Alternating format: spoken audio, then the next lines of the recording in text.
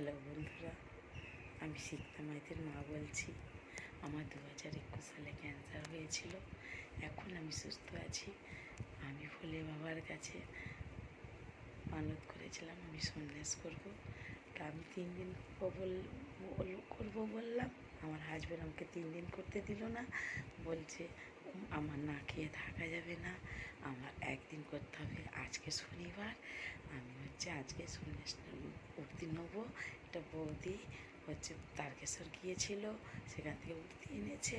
আমি সেই উঠতি আজকে নেবো, সন্ন্যাস করবো একদিনের জন্য। বন্ধুরা, আমার যে 2021 সালে ক্যান্সার হয়েছিল, আমার 8টা কেমো, 15টা রেডিওথেরাপি চলেছিল।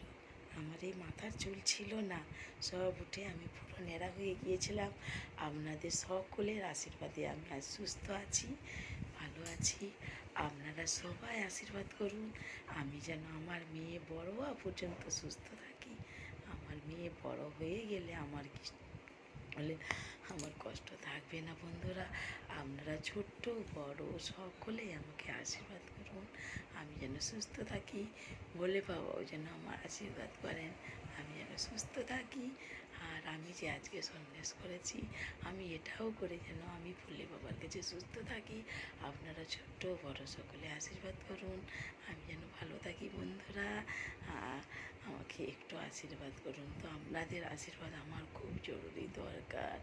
আমাকে ভেলোর চেক আপে যেতে হয়। হ্যাঁ বন্ধুরা, আমি এখন আপাতত সুস্থ আছি। আমি সন্ন্যাসের জন্য স্নান টান করে নতুন গামছা টামছা নিয়ে রেডি হয়ে গেছি। সে বৌদিদের বাড়ি যাবো, সন্ন্যাসটা নেবো। হ্যাঁ বন্ধুরা, আপনারা সবাই ভালো থাকবেন, আমাকে আশীর্বাদ করুন যেন ভালো থাকি। বন্ধুরা।